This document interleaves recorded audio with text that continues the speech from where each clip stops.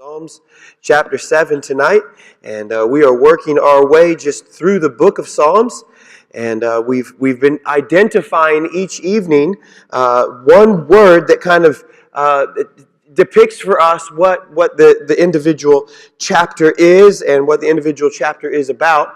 So we come tonight to Psalms chapter 7, and this is the word we picked for tonight, the word fight. Fight. Anybody ever been in a fight? Let me see. Yeah? Okay, all over the room. All right, you can put your hands back down. We don't need any breaking out right now. But the word is fight. Life is a fight. I remember when Amanda and I were engaged, we fought about a lot of things when we were engaged. And we fought like kind of often about some of the most silly things, you know.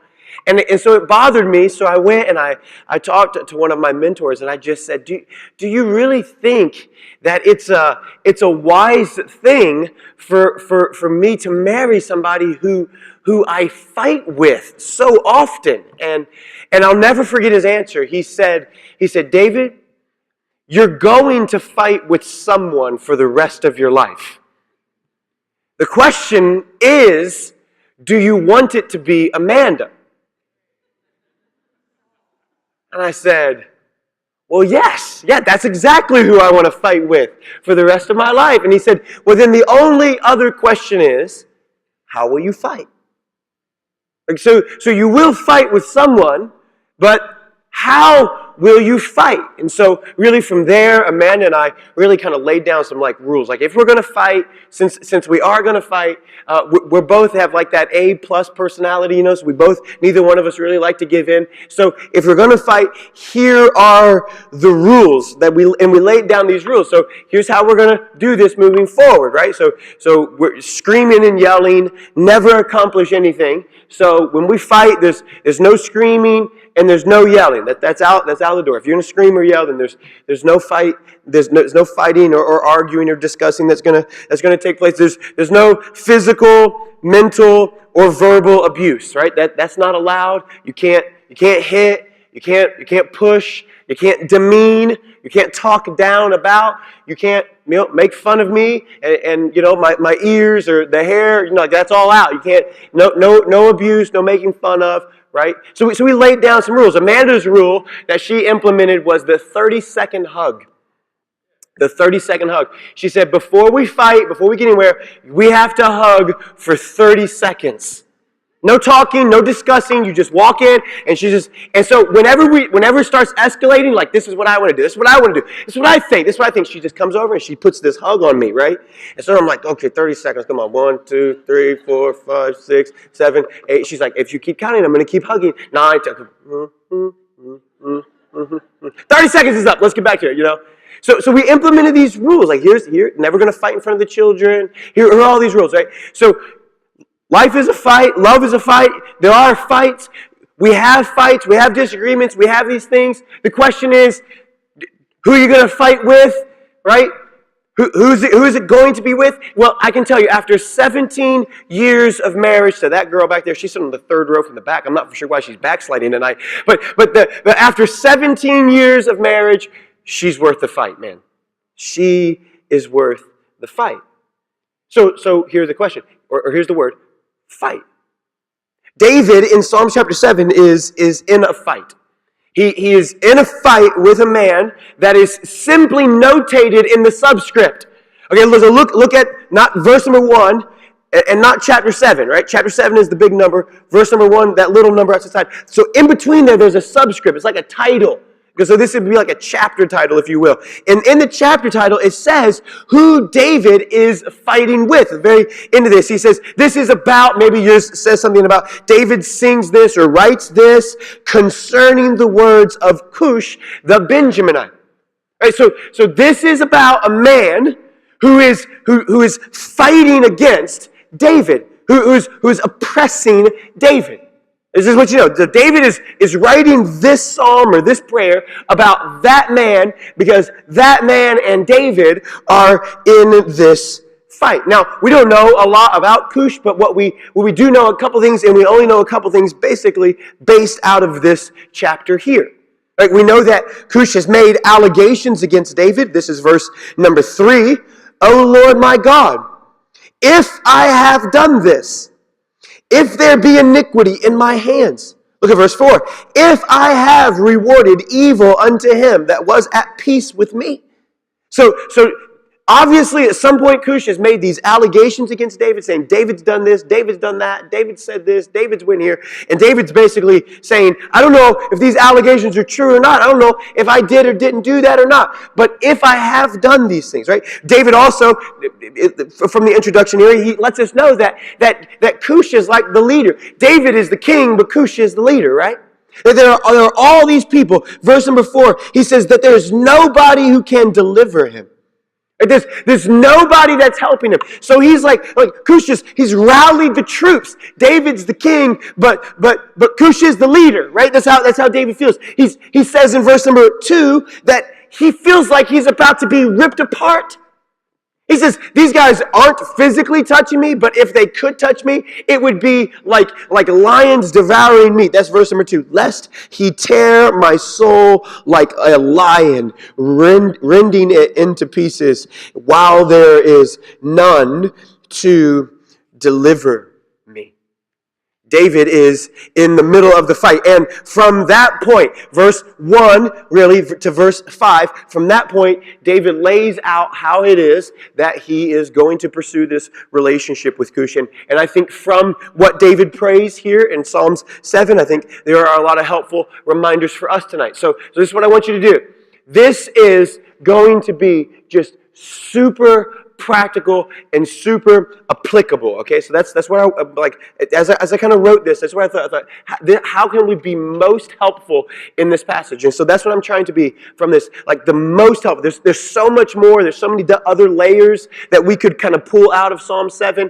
We don't have time tonight, but what I do want to do is I just want to, when you're in a fight, when you're in one of those moments where you're being pulled, whether it's with somebody in the room, whether it's the person sitting next to you, whether it's the person at the office, neighbor, whatever it is, what do we do? How do we handle those battles?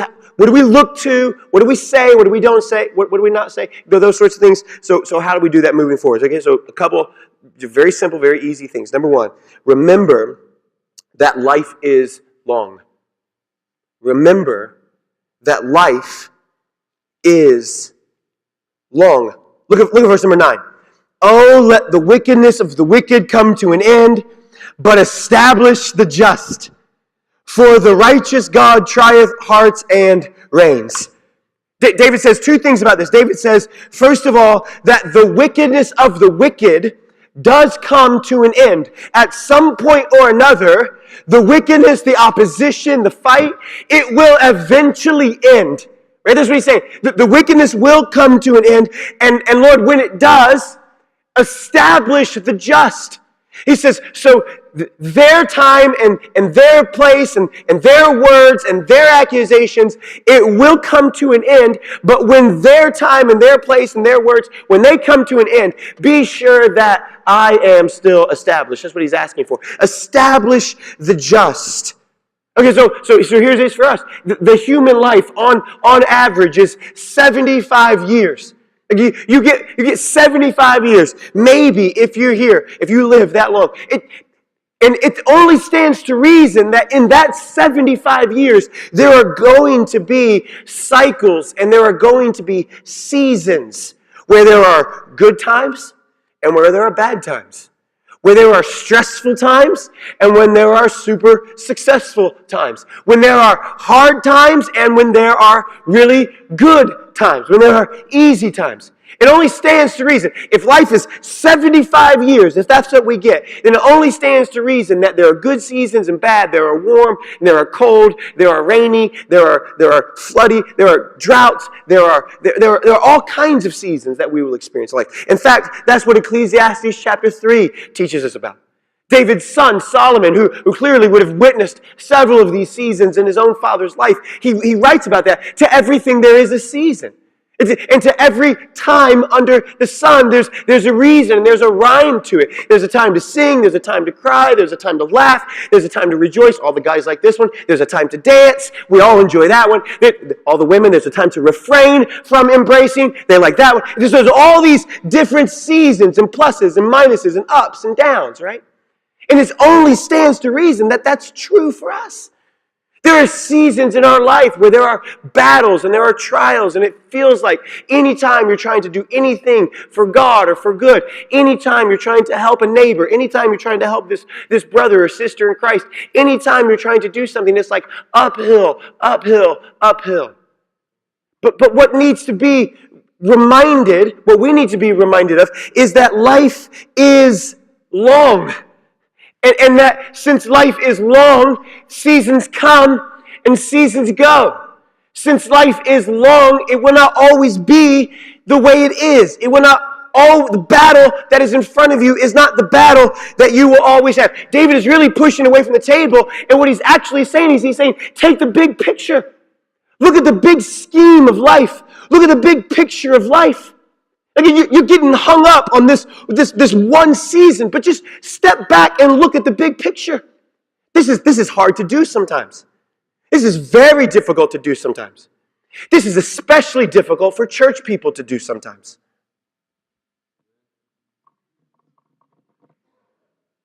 You'll walk through the buildings, and there'll be every carpet in the building that's perfectly clean and pristine and vacuumed. But do you know the one carpet that you'll notice? The dirty one. The bulletin. How many words in the bulletin were spelled right? How many words in the bulletin were spelled wrong? You got that answer, don't you? And this is how it is. They always print the bulletin wrong. Always? They never clean this carpet. Never? Never? Always? My mama said you shouldn't use words like always and never. She also said you shouldn't use words like ain't, but I use that one every now and then, right? This is what happens. What happens is sometimes when we're in a season of battle, when we're in a season of just upward, everything, it's hard momentum, and can't get anywhere, can't get any traction, especially spiritually speaking, we start to buy into the lie that the way it is the way it'll always be, and they never fix, and they always do, and this is now what we're left with through life. What's interesting about Cush the Benjaminite, what's interesting about him is after his name disappears from the subscript of chapter 7 of the book of Psalms, do you know where his name next appears in the Bible? Nowhere.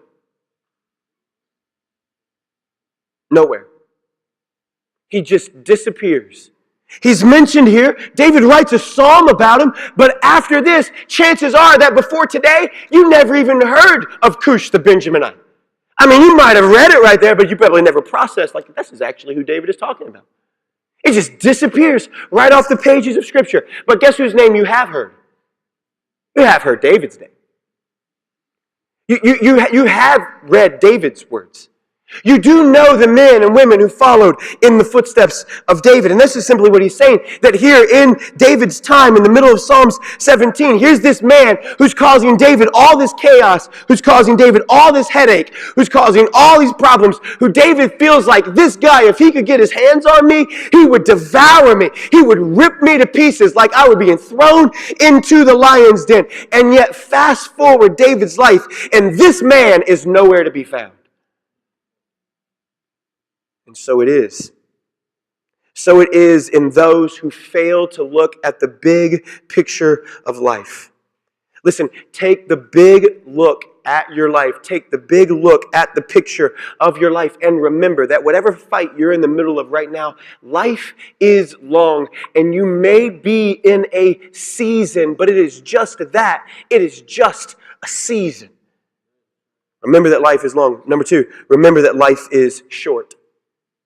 You go, what? You can't say that. Yeah, remember that life is short. All right, here's the bad news. Ready?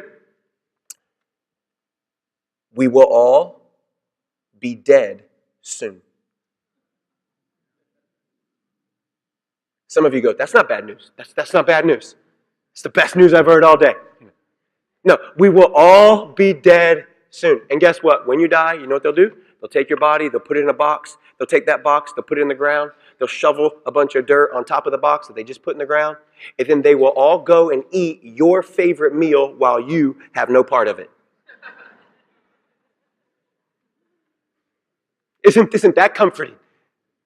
Life is short. This is what he's saying in verse 12. Verse 12 and verse 13. If he turn not, he's talking about God. So if God doesn't turn from his intention, guess what he will do? He will whet his sword. He hath bent his bow. He hath made it ready. He hath also prepared him instruments of death. He ordaineth his arrows against persecutors. And here's what he's saying. David is saying, we all deserve death. Who deserves death? The wicked, the sinful. Well, the wages of sin, guess what? It is death. We all deserve death, and guess what? We will all die. Life is short, and life is long. You want to always be in the season that you're in, but life is short. So live for something bigger than the right here and the right now. Live for something greater than this passing moment. See that life is just a vapor that is here for a little time and then it's gone. And ask yourself, is this the way that you want to spend the little bit of time that you have remaining? Like, is this the fight that you actually want to have? I was having a conversation about this with a church member earlier this week, and I just said, I got to the place in my life where I just said, I don't want to spend the rest of my life just fighting against. I want to fight for something. I don't want to just spend all my time with negative this and negative that and terrible this and horrible that. And I want to spend my time doing things for God and for good. I don't just want to be against. I want to be for God. I want to be for good. You got to ask yourself, life is short, and do you really want to spend the few days that you have remaining? Is this the way that you want to spend them? Is this the energy that you want to use? Do you want to use it going toward that? This is the greatest reality in life, is that we will all die. And yet, how many of us spend time thinking about the day that we die? Very few. Very few. It's the greatest reality, and yet it is the most neglected reality. It's the greatest reality, and yet it is the most neglected reality. I don't have long, so I want to love my wife. I want to serve my kids. I want to serve this church. I want to live for God and for good. I want to build lasting, eternal friendships with people. I want to do that while I can, because I will not always be able to do that. I want to tell my wife that I love her, baby. I love you. While I can, because the time is coming when I will not be able to tell you that. Life is long when you're in the middle of a fight. Remember, life is long. Remember that life is short. Remember, number 3, that we will live forever. Remember that we will live forever. This is verse number 8. The Lord shall judge the people. Judge me, O Lord, according to my righteousness and according to mine integrity that is in me. David says, I have a conscience that is void before man and before God. I have a conscience that is void. I love that David doesn't hide. I love that verse 3 and verse 4. I love David doesn't go, well, I didn't do anything wrong. It's all him. David says, no, it's quite possible. I know myself. It's quite possible that I did something to offend this guy. It's quite possible that I offended him. And Lord, if I have offended him, and if I made war where there was peace, then Lord, judge me accordingly. David doesn't hide. David doesn't play the blame game. He doesn't come and stand in front of God and go, God, it's all him, and it's poor me, and I never, and he always, and no, he doesn't play that game. He plays the game. If I did something that is wrong. Hey, can I help you? Can I help you with something? When you're in the middle of a fight, sometimes the best thing you could do is go, I'm sorry. Can we all say those words together? A class exercise, class participation, okay? Just 2 words, I'm sorry. Let's say them together. Take a deep breath before you say it. It's a while since some of you have said this, so it's going to be impressive here. Here we go. Ready? Wives, record your husbands right now. Ready? Here we go. Some of you didn't participate. So you are sorry, but not the actual what. You are just sorry in general, right? I'm sorry. Look, I'm sorry I didn't understand what you were saying. I'm sorry I took it out of context. I'm sorry that I escalated it so quickly. I'm sorry. Here's this David here. If I've done this, Lord, you know I did not intend to do this. You know this was not my intention. This was not my goal. But Lord, if I did, I'll leave that with you. David wants a conscience that is at peace with God. Do you want a conscience that is at peace with God?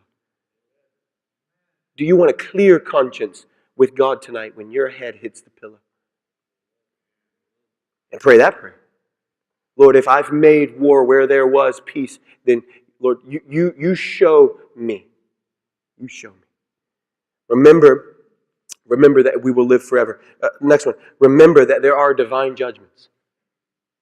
Remember that there are divine judgments. My favorite verse in all of this passage is verse number 10. My defense is of God, which saveth the upright in heart. My defense is of God. What do you have to say for you? My defense is of God. Well, what about my defense is of God? Well, you said that my defense is of God. David has a clear conscience with God, and David knows his conscience is clear with God. There is not a greater gift that you can give yourself in the middle of a fight than a clear conscience with God. I have done what I should, and I did say what I should, and I did go where I was supposed to, and my conscience is clear with God. In fact, not just that, but David is so confident that his conscience is clear and that Cush's conscience isn't, that he says this later on. This is really verse number 14, 15, and 16. Behold, he travaileth with iniquity and hath conceived mischief and brought forth falsehood. So he's talking about Cush. He's saying this is what Cush did. He made a pit, he digged it, and is fallen into the ditch which he made. Mischief will return on his own head, and violence will fall on him.